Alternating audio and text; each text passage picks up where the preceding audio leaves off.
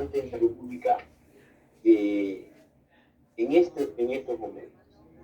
En estos momentos que estamos viviendo en pandemia, o estamos saliendo de las olas de pandemia, en este momento que se habla del cambio climático, de todo lo que es el cambio en la producción de los animales, ¿no? De los animales, llámese reses, llámese peces, ¿no?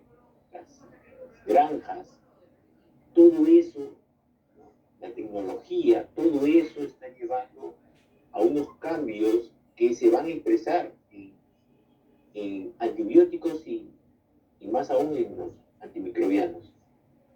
Bueno, comenzaré diciendo que esta exposición es entera responsabilidad mía y que mucho de esto pues va a ser parte de mi experiencia como otorrinolaringólogo y en algún momento de un paso no muy corto por la hospitalización y tratamientos a domicilio de pacientes con COVID, ¿no? Que comenzamos a ver recetas, comenzamos a ver lo que se está lo que se ha estado dando de terapéuticas y debemos de analizar cuál es el impacto que se va a dar. Bueno, entonces seguiremos diciendo que el uso inadecuado de antibióticos es un problema en salud pública. ¿Por qué? Debido a que incrementa la resistencia bacteriana, incrementa los recursos económicos y también incrementa la mortalidad. Uno de los conceptos que aquí yo lo pondría a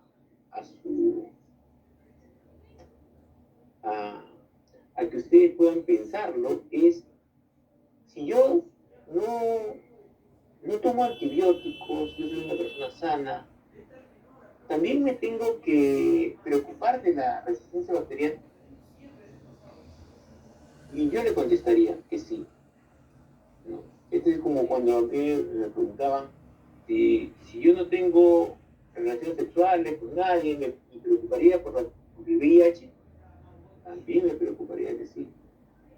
Porque el VIH, cuando comenzó, estaba muy llevado a un grupo de personas, pero generaba resistencias bacterianas, ¿no? La tuberculosis era la enfermedad que se transmitía más y que morían más personas así. Entonces, igual estamos hablando. La resistencia bacteriana no es de las personas, es de las bacterias. Entonces, aunque yo no tenga ningún tipo de infección, que yo no utilice antibióticos, en algún momento voy a estar en contacto con una persona que es multidrogo resistente, ¿no? Y no solamente estamos hablando de tuberculosis, y me puede contagiar. Y aunque sea el primer contagio que yo tenga, puedo yo ya tener un germen que no va a responder a los antibióticos. Por lo tanto, es que tenemos que dar ese tipo de prioridad que los organismos internacionales lo han dado. Para esto, desde los años 80, comienza a hablarse de resistencia por un mal uso de antibióticos, ¿no? Pero ya es en el 2018 que ya se comienzan a reunir las organizaciones en la alianza tripartita, la Organización de las Naciones Unidas para la Agricultura y la Alimentación, sabiéndose la gran cantidad de antibióticos que se utiliza en la agricultura, ¿no? La Organización Mundial de la Sanidad Animal, para las carnes, ¿no? Sobre todo los vacunos, o aves, se ponen muchos antibióticos para que los animales no se enfermen, ¿no? Y la Organización Mundial de la Salud, ¿no? Esta campaña frente a la farmacoresistencia se amplió desde el concepto de antibióticos a antimicrobianos, porque también se vio que sobre todo los antimicóticos, ¿no? También ya tenían resistencia. La semana de la concientización es así que ya en el 2020, en plena pandemia, la semana de la concientización sobre el uso de antimicrobianos se celebra del 18 al 24 de noviembre. Ya se establece una semana para dar cuenta de la importancia del uso de antimicrobianos. Y a nivel de toda esa celebración, para este año, el lema es antimicrobianos, manéjanos con cuidado. Y ya para el lema elegido ya para la salud humana, ya que nos compete, para este año es unidos para preservar antibióticos. Porque si nosotros no comenzamos a tener un tratamiento más juicioso de nuestros esquemas terapéuticos, pues poco a poco vamos a entender de que estos antibióticos ya no van a servir. Y nos vamos a quedar con enfermedades que casi se habían erradicado, la malaria, la tuberculosis, ¿no? La misma gonorrea, que van a comenzar a resurgir con mayor agresividad. En mayo del 2015, la Asamblea Mundial de la Salud aprobó un plan de acción mundial para hacer frente al creciente problema de la resistencia bacteriana, a los antibióticos y a los microbianos. Una de las principales metas fue aumentar la concientización y la comprensión mediante la comunicación, la educación y la formación adecuada. Y en esto, no solamente el médico tiene que estar educado, el paciente tiene que estar educado, la industria farmacéutica tiene que estar educada. Todos tienen que converger en decir qué es lo correcto para poder utilizar los antimicrobianos. No es porque quiero vender, voy a decir que mi antibiótico mata todos los gérmenes y es muy bueno. No hay que pasar niveles innecesariamente. Este problema de salud pública tiene un impacto y ese impacto lo vamos a conocer. Por ejemplo, se dice que 50 millones será el costo estimado de muertes que habrá para el 2050 por infecciones resistentes. 700.000 personas fallecen al año por infecciones causadas por microorganismos resistentes a los antimicrobianos. Un ejemplo es que en el 2014 se tenía 50.000 casos de tuberculosis multidrogo resistente. Y recuerde, el problema de un paciente multidrogo resistente no es el paciente, es la comunidad, es la sociedad en sí. ¿Por qué? Porque lo que está contagiando es ese tipo de germen. No es que la persona es resistente. La utilización excesiva de antibióticos en granjas de aves, ¿no?, y en ganado, y actualmente ya hasta en peces, junto con el mal uso y abuso de antibióticos en humanos, son la principal causa. El 50% de las prescripciones médicas antimicrobianas en forma ambulatoria, la medicación, el tipo de medicación, la dosis o el tiempo de tratamientos son incorrectos, el 50%. Eso es un estudio muy importante que se hizo en España y que deja a relucir de que estamos tomando muchas veces conductas terapéuticas que no son las más apropiadas. La resistencia antibiótica eleva entre 30 y 44% la mortalidad, incrementando la estancia hospitalaria y los costos asociados.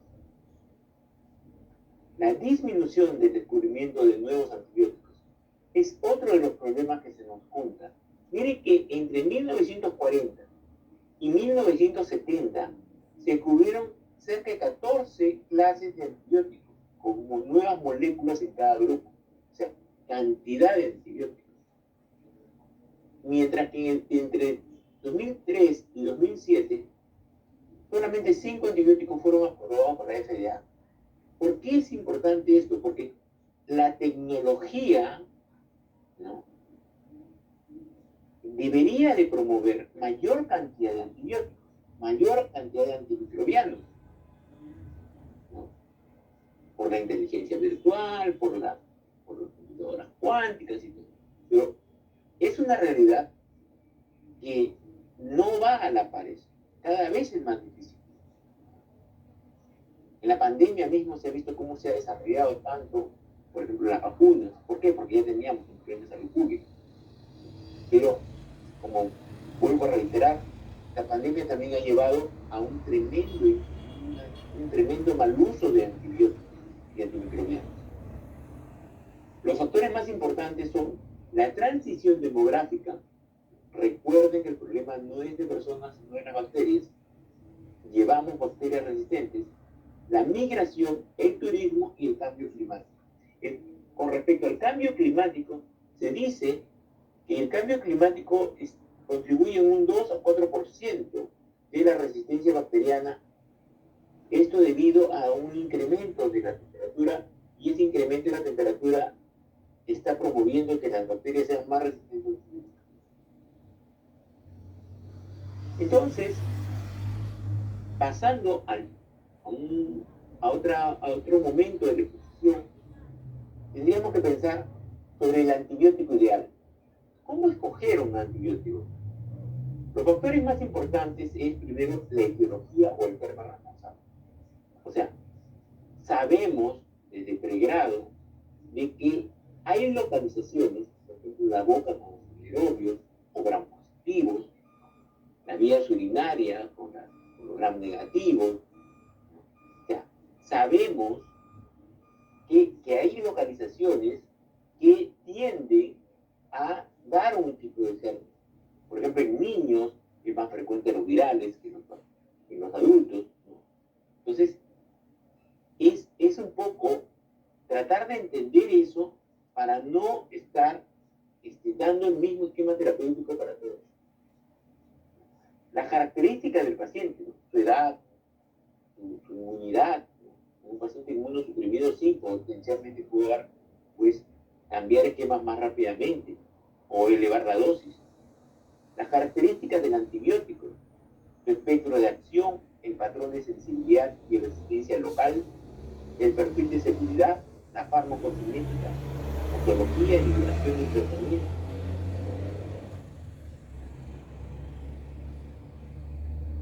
Y uno de los aspectos muy importantes es el espectro de acción. Hay estudios que en países, por ejemplo en países nórdicos, utilizan muy poco antibiótico. Dicen que están en menos de 10.6 como indicador por persona de antibióticos, mientras que España tiene un 26.7 y en Perú debería estar mucho más alto. Se prevé, porque no hay estudios muy desarrollados en ese sentido, pero en países que tienen menos indicación de antibióticos, utilizan espectros de antibióticos más reducidos, más realmente. Entonces, ¿qué implica un espectro amplio o un espectro reducido? Un espectro amplio son activos sobre un amplio grupo de especies y géneros diferentes.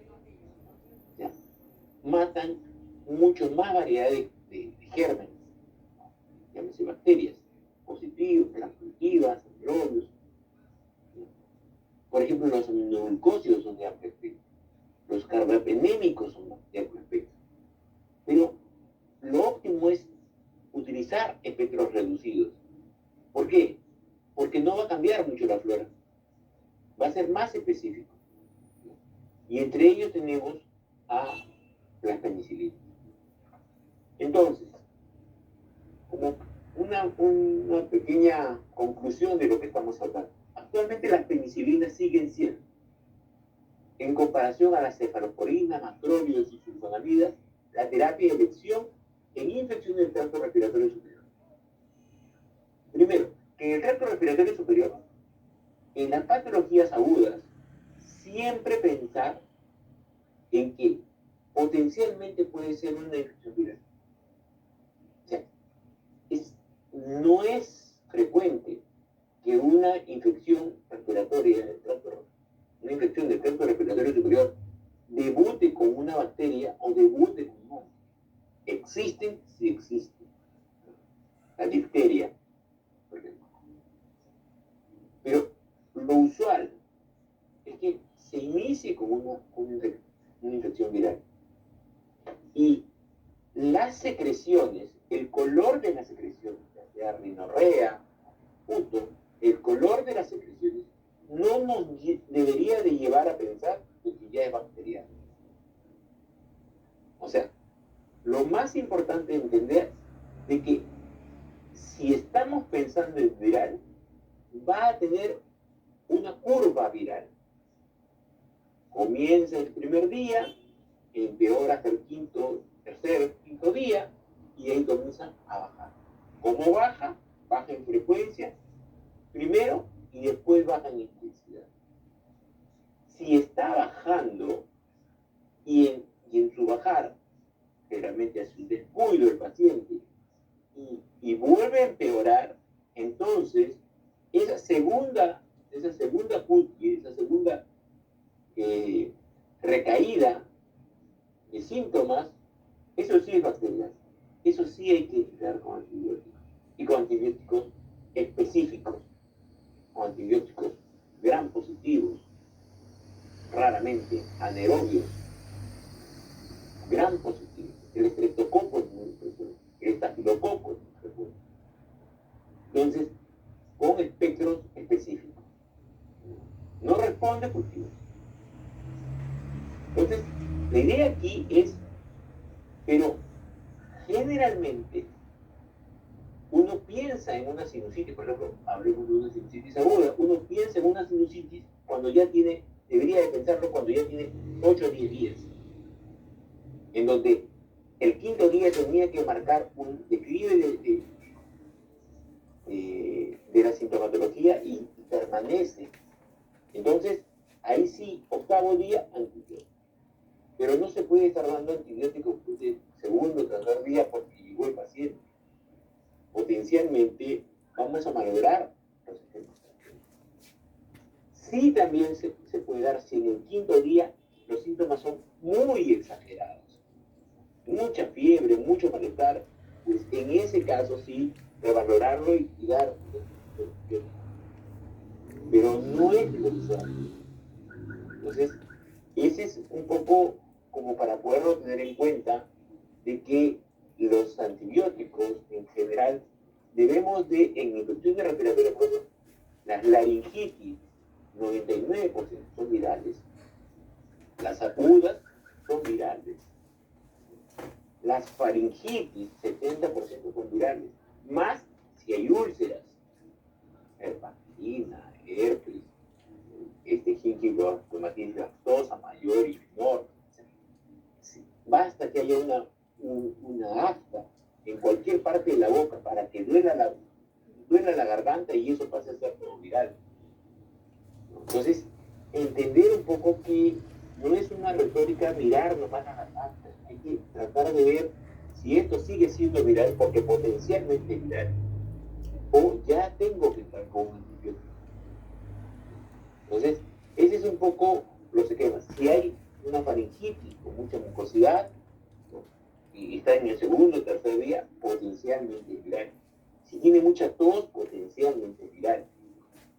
Entonces, lo que sí, por ejemplo, y hay que deslindar, sobre todo en niños, ¿no?, la traqueitis bacteriana, eso sí es bacteriano y ahí hay que darle un buen tratamiento, ¿no? Pero pensar que hay muchas enfermedades del trastorno superior que tienden a ser, ¿no?, el CRUF viral, pero la epiglotitis sí bacteriana y hay que entrarle. Entonces, ahora, dentro de todas esas bacterianas, el germen que más nos complica es el estreptococo. Y el estreptococo responde muy bien a penicilinas y antibióticos no muy complejos. Vamos ahora a pasar a ver cuáles son las indicaciones en general que se pueden dar.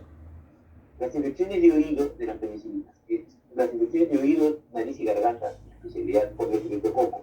Miren, siempre se dice que hay una triada: el estreptococo, el hemófilos y la moraxella catarrhalis, ¿no? El hemófilos influenza y la moraxella catarrhalis. Entonces, pero ¿quiénes es el que realmente te destruye? ¿Quién te hace la mastelitis aguda? ¿Quién te da las complicaciones al ojo o al cerebro, los abscesos, de, la, de, las, de las infecciones de la sinusitis? Es el estreptococo. El más destructivo en huesos es el estreptococo. Aunque tenemos gran resistencia en hemófilos y en moraxella,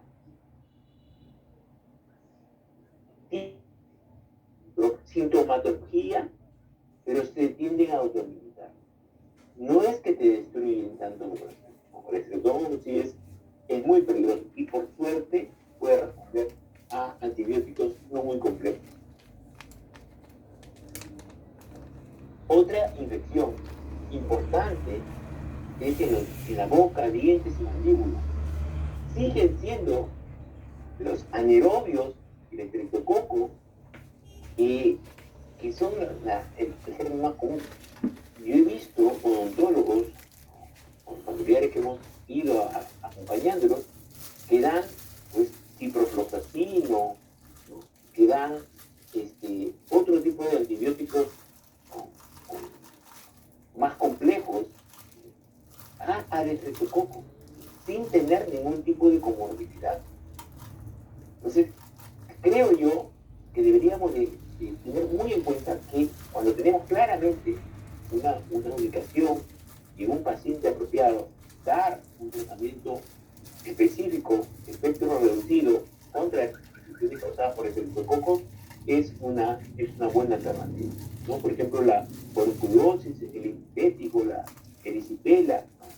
La celulitis, la escarlatina, ¿no? Son enfermedades que se pueden resolver rápidamente. Me acuerdo mucho del linfético, ¿no? Alrededor de la boca de los niños y están dando antibióticos complejos para poder tratarlos. Anteriormente pues una penicilina en unos trompones y se le resolvía todo eso. Al tratar las infecciones del estreptococo hemolítico del grupo A, prevenimos también el desarrollo de bacterias reumáticas, con todas sus complicaciones en válvulas, en el riñón, en las articulaciones. Bueno, se cuenta con diversas presentaciones de penicilina. 3 presentaciones son desarrolladas para todos los estadios de la infección y necesidad de bacterias. Tenemos la penicilina Plemizol, la penicilina Plemizol más benzatil, penicilina benzatil, bencilpenicilina sódica, la fenoxilmetilpenicilina. Vamos a hablarla rápidamente de ellas. Solamente he tratado de puntualizar los aspectos más importantes. La penicilina Clemizol es de 1 millón o de medio millón, ¿no? El clemizol es un antihistamínico que su función es incrementar el efecto de depósito de la penicilina para que dure más tiempo en el organismo. Pero es un antihistamínico disminuyendo el potencial efecto alergénico que podría tener la penicilina. Solamente es por vía intramuscular. Y como es un antihistamínico, se prohíbe el licor que sea administrado en el primer trimestre o alergias a cefalosporinas, ¿no? Un diagnóstico importante cuando administramos por vía intramuscular es el diagnóstico diferencial entre una alergia realmente a penicilinas como el síndrome de Gaucher. La alergia a penicilinas, como cualquier alergia, es un shock y le baja la presión. Mientras que en el síndrome de Gaucher no hay hipotensión. Sí hay problemas neurológicos, ¿no? A veces rash, todo, pero no hay hipotensión. Eso es muy importante. En el uso también de penicilina Plemizol con benzatínica, bencilpenicilina sódica, tiene la penicilina G sódica en 3.600.000 y el Clemizol de 400.000. Se puede administrar o diariamente o cada 48 y 72 horas. La penicilina Clemizol se podría dar generalmente cada 24, pero también se podría dar cada 12 en algunos casos. En se puede alejar hasta cada 3 días. Útil para el tratamiento ambulatorio, sobre todo cuando se ha dado por buen tiempo la penicilina G y al último, por vía venosa, y ya se le da de alta al paciente un alta precoz que le puede completar el tratamiento con una penicilina, bencipenicilina. La dosificación usual es diaria. Y siempre, como también es intramuscular, igual que la penicilina y prednisol, siempre, y las enfermeras tienen mucho en cuenta esto, que no se pueden demorar en colocarla, porque si se demoran en la preparación, ya no pasa por el eco. Eso es muy importante tenerlo en cuenta en la administración de este tipo de penicilina. La fenoximetilpenicilina, ¿no?, que es la vía oral potásica, la asociación con potásica es muy importante cuando tenemos pacientes que tienen el potasio muy importante, que pueden tener alteraciones con el potasio, por ejemplo, los pacientes que están en diálisis o insuficiencia renal. En un millón, ¿no?, en 1.000.000 de unidades internacionales, decimos que hay 590 de fenilpenicilina sola, libre, y 654 miligramos de fenilpenicilina potásica. La dosis usual es cada 6 a 8 horas, aunque en mi especialidad se puede dar hasta de esa misma dosis total, se puede repartir en cada 12 horas, ¿no? Es muy, muy interesante saber que este tipo de penicilina se puede dar durante todos los trimestres del embarazo y en la misma lactancia. Es relativamente estable a la acidez gástrica, por lo que se absorbe en el tubo digestivo, se solubiliza en el líquido duodenal y es absorbida bastante bien en la porción alta del intestino delgado. Con dosis similares se alcanza concentración plasmática de 4 o 5 veces mayores que la penicilina sódica. O sea, va muy bien su absorción y todo. Una vez en todos los días se distribuye en todo el órgano. Entonces, existen diferentes tipos de tratamientos para el streptococo del grupo A, ¿no? Y un estudio comparó 17 tipos de penicilinas, 7 cefalosporinas, 6 macrólidos, 3 carbapenems y una sulfonamida. Y este estudio, ¿no?, no evidenció una diferencia entre todos esos tratamientos. Se evidenció una limitada evidencia que sugería una mayor efectividad de las cefalosporinas, pero que estadísticamente pues, no era muy, muy representativo. Entonces, se concluye diciendo que para nosotros el bajo costo y el espectro de acción reducido, a diferencia del espectro amplio, la penicilina oral sigue siendo un medicamento de elección en tratamiento de faringitis. ¿Y por qué es tan bueno para la faringitis? Porque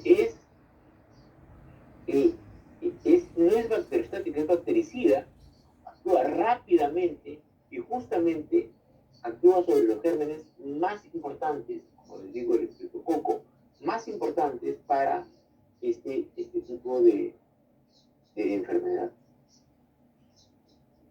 Hay otro estudio, ¿no?, una guía práctica clínica para el diagnóstico y manejo del estreptococo del grupo A en faringitis, ¿no?, que es una en donde recomienda el uso de penicilina B como tratamiento de elección, con probada eficiencia y seguridad, con un espectro reducido y bajo costo. O sea, mucho de lo que tenemos que estar pensando actualmente es cuál es el impacto hacia la población de nuestros tratamientos. O sea, es como ahorita, por ponerlo en sí, las vacunas. Nosotros necesitamos erradicar el virus del COVID. Necesitamos erradicar, y para poder erradicar tenemos que darle vacunas a todos. Pero si yo tengo una vacuna que su problema es que es o demasiada cara o su manejo de temperaturas es demasiado difícil de mantener una buena cadena de frío, pues poblacionalmente no es viable o es muy poco viable. Igualito son los tratamientos antibióticos para un problema de salud pública como una faringitis aguda. No solamente tengo que pensar en cuántos antibióticos se pueden resolver. No, tengo que pensar en el antibiótico de menor espectro reducido, ¿no? Pero cuanto más reducido el espectro y más barato es, para que puedan acceder más personas y con un tratamiento completo. Otra guía de manejo de dolor de garganta agudo, ¿no? De una sociedad europea, en donde habla de faringitis y siguen diciendo que el medicamento de elección es la penicilina. ¿Sí? La guía alemana para el manejo de amigdalitis aguda, también la penicilina, tratamiento de 10 días.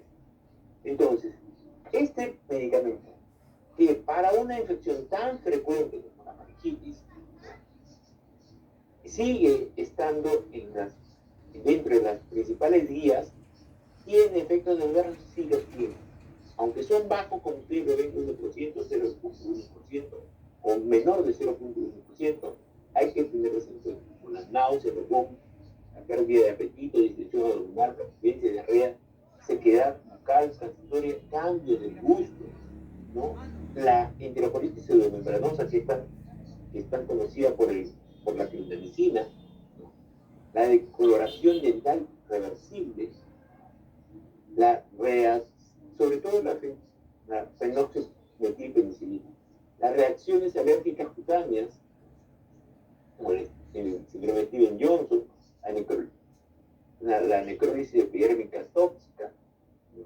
Generalmente hay tratamientos parenterales. Mucho más raro la meningitis aséptica, la pancitopenia, la anemia hemolítica. Alergia a penicilinas. Aunque la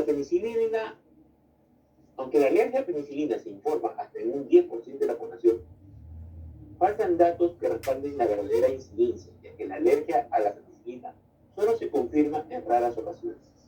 En este estudio, al menos el 1% de los pacientes que informan de alergia son verdaderamente alérgicos a la penicilina cortoplaza, menos del 1%.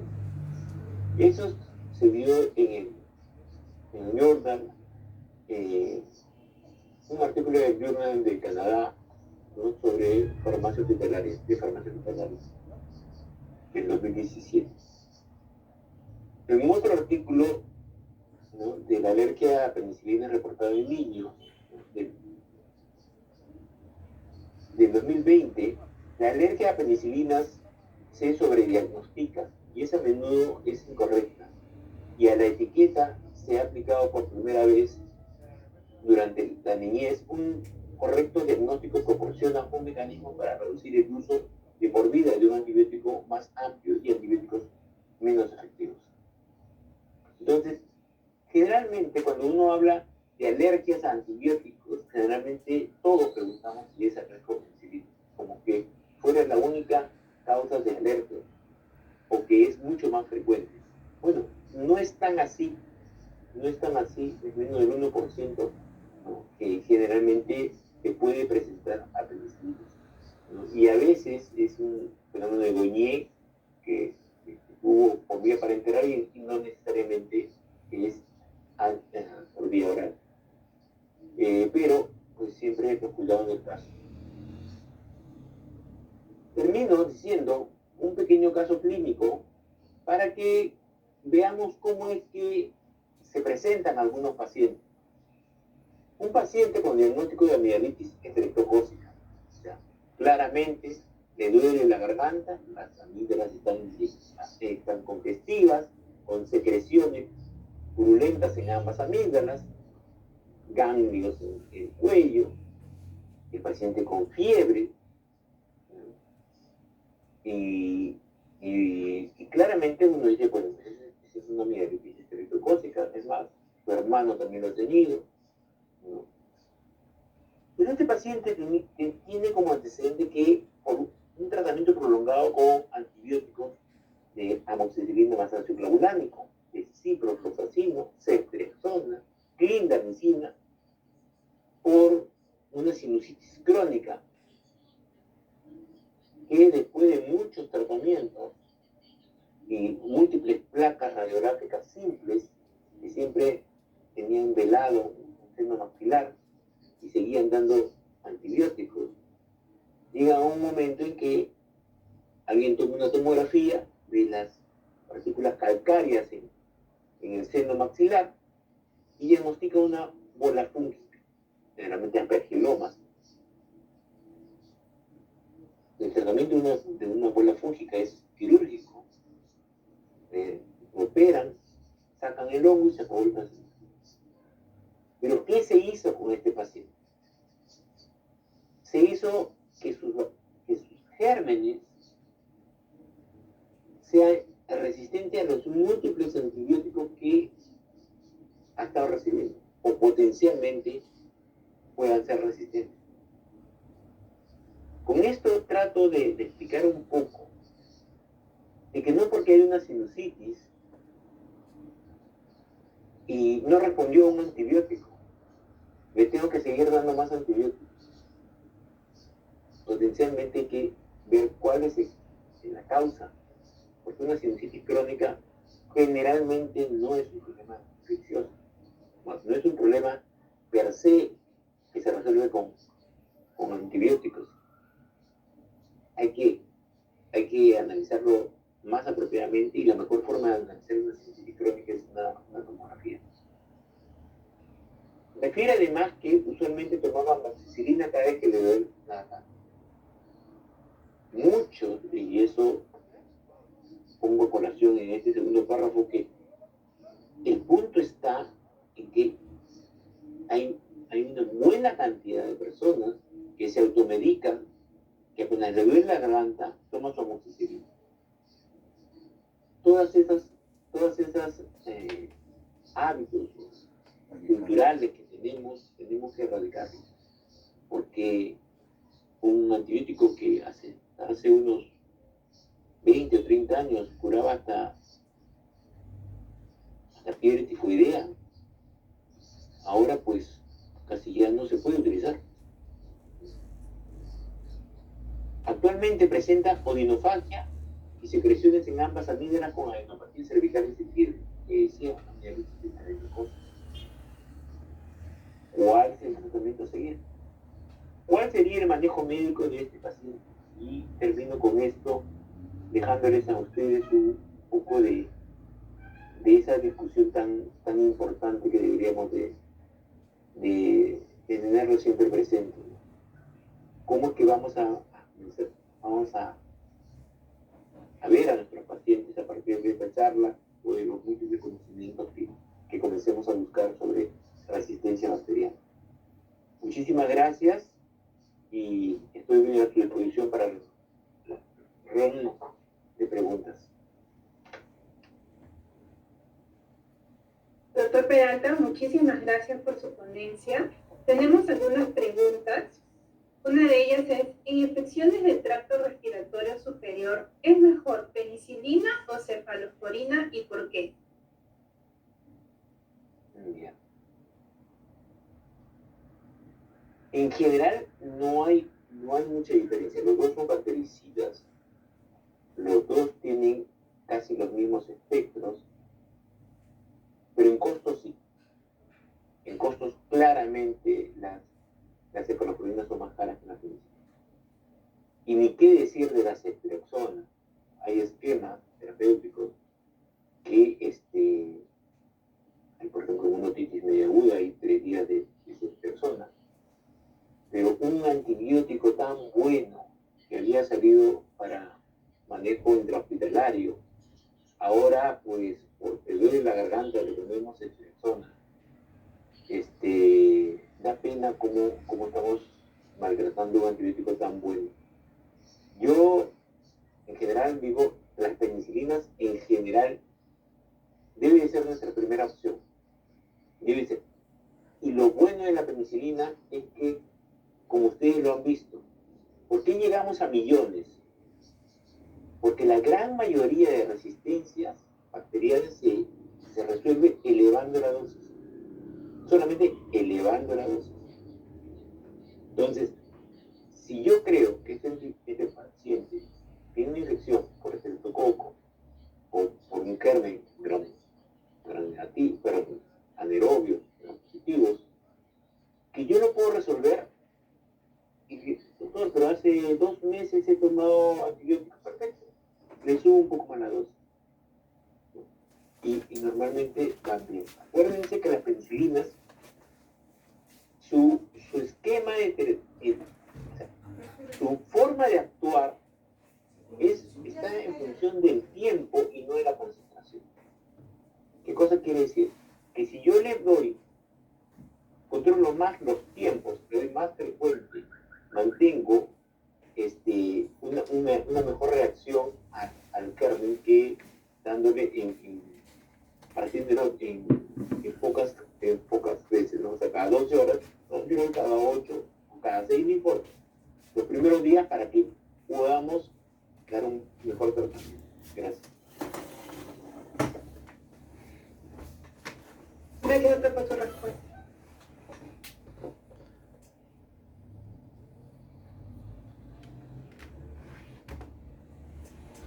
Doctor Peralta, acá tenemos las respuestas del sondeo que se realizó hace un momento. ¿Cuál sería el manejo médico de este paciente? Manejo quirúrgico, 16%.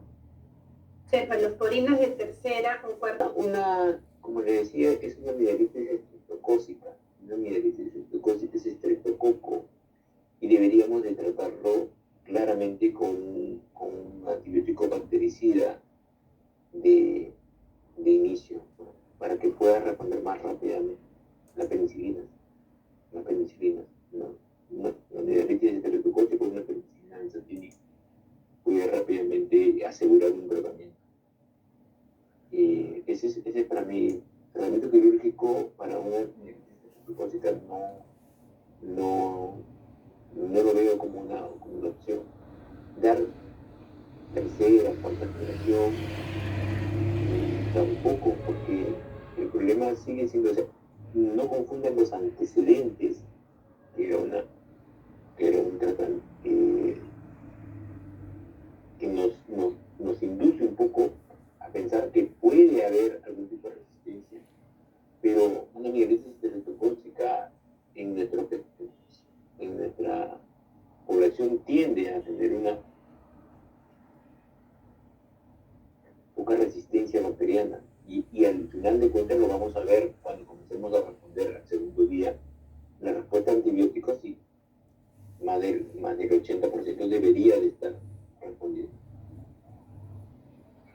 Perfecto. Doctor, ¿es mejor penicilina vía oral o intramuscular?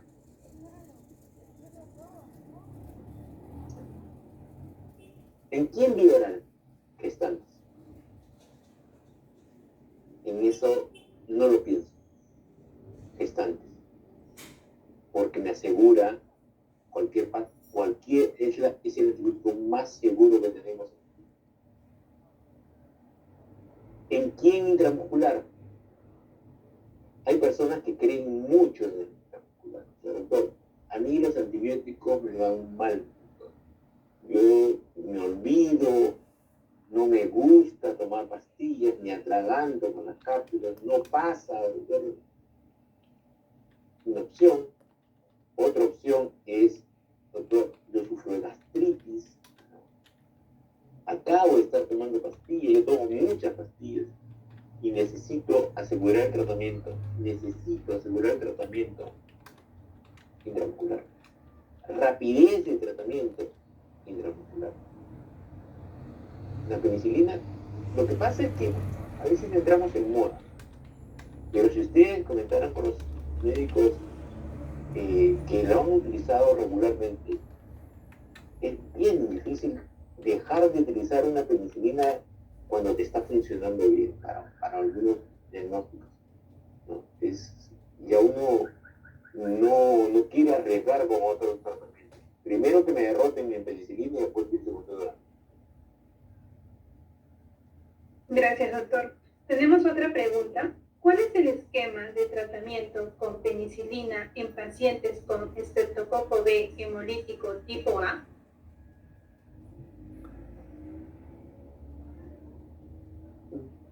Por 10 días, la dosis usual, si van a tomar por vía oral o intramuscular.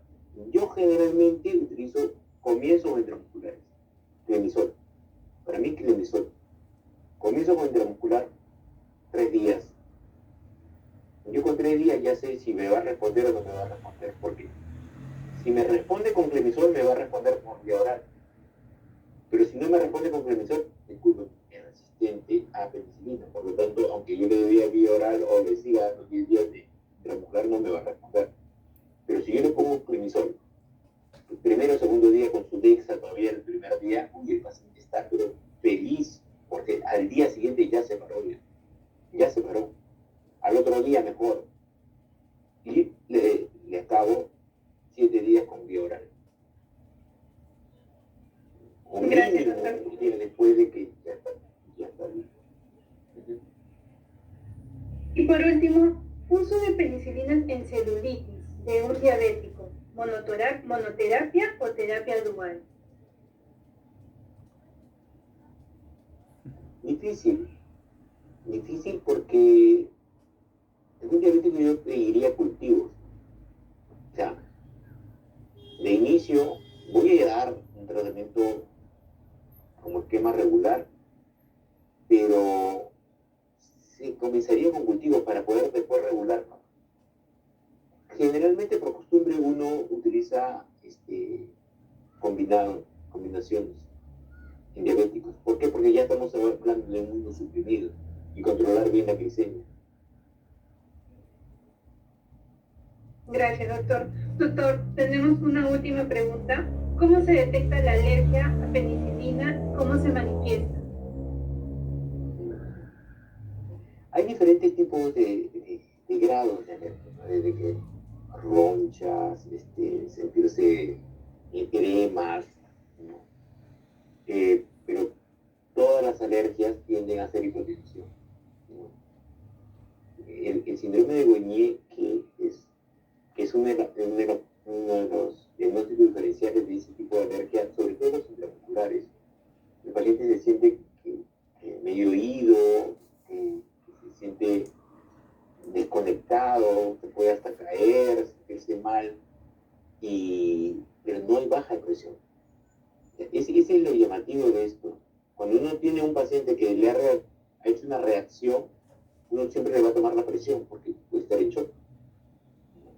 Si tiene baja de presión, si es un fenómeno alérgico, y generalmente puede ser también a excipientes,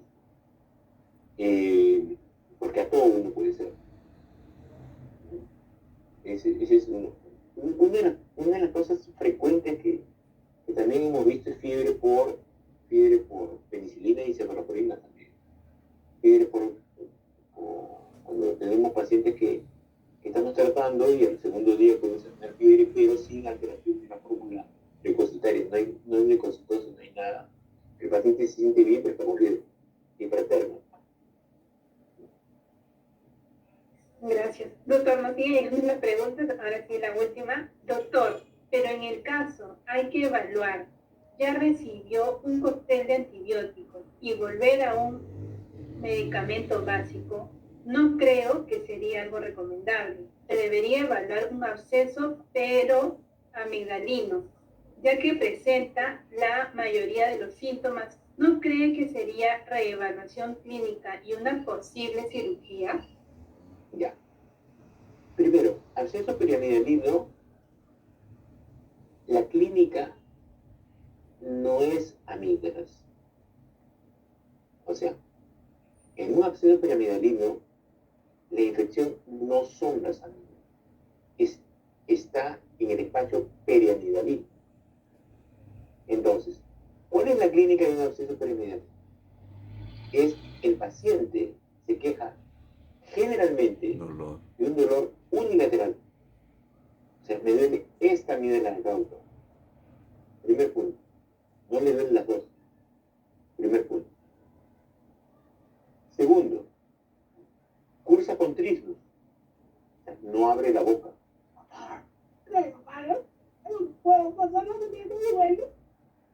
Cursa con trismus.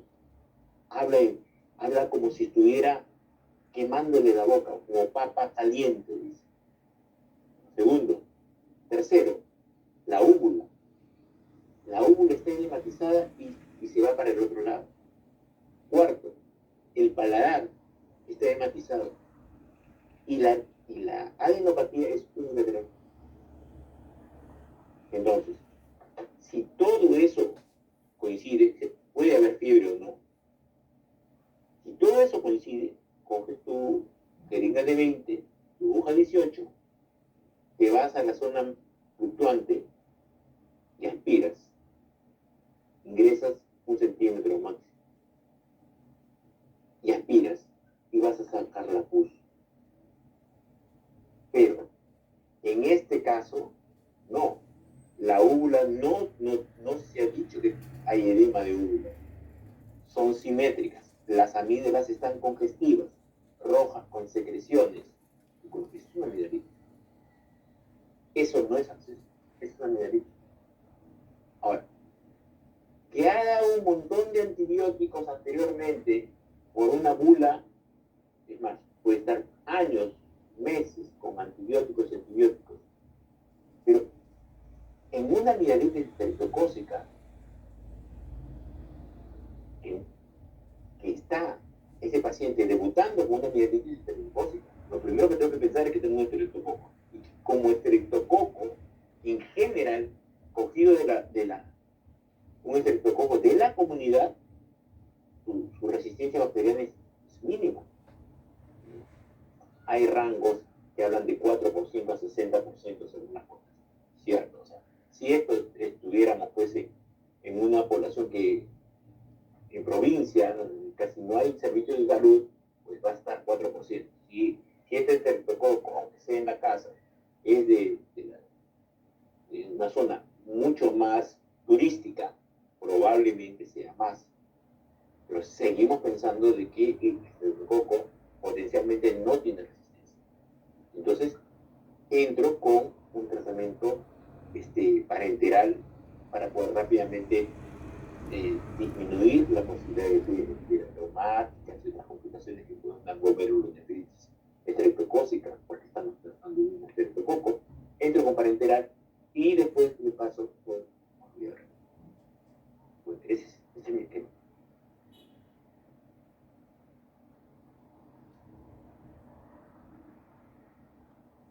Gracias, doctor, por las respuestas brindadas.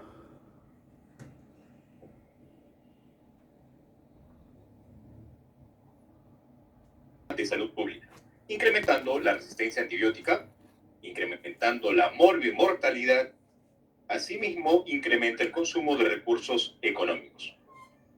Actualmente, las penicilinas siguen siendo, en comparación a cefalosporinas, macrólidos y sulfonamidas, la terapia de elección en infecciones del tracto respiratorio superior.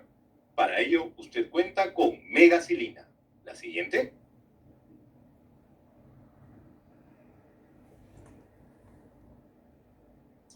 Megacilina, rápida acción. Penicilina G brinda una acción rápida, sobre todo antibacteriana. El clemizol contribuye a un marcado efecto de depósito hasta 72 horas sin incremento de riesgo de reacciones alérgicas. Megacilina Forte, tratamiento 1 o 2 días cada 24 horas. Siguiente. Megacilina Evion o megacilina inyectable, rápida acción, efectivo bactericida, un efecto sostenido hasta por 24 horas sin incrementar riesgo de reacciones alérgicas. Amplio espectro de acción sobre streptococos, neumococos, Corynebacterium, difterae y bacillus. Siguiente. Megacilina oral, fenoximetilpenicilina, efectivo atraque contra gérmenes penicilinos sensibles. Por su probada eficacia, efectividad y seguridad, numerosas guías respaldan el uso de fenoximetilpenicilina en el tratamiento de faringitis. Megacilina oral, indicado en tratamiento de infecciones de oído, nariz y garganta, faringitis, amigdalitis, sinusitis y otitis media. Siguiente.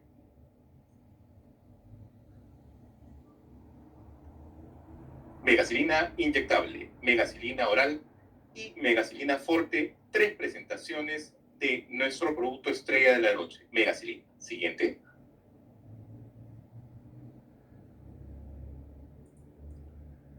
Efectivo ataque contra gérmenes penicilinos sensibles. Producto Grunenthal, Megacilina. A nombre de todo el equipo Grunenthal peruana, queremos agradecer al doctor Luis Guillermo Peralta Valderrama, así como a todos los médicos que el día de hoy participaron de este webinar Uso racional de antibióticos, vigencia de las penicilinas.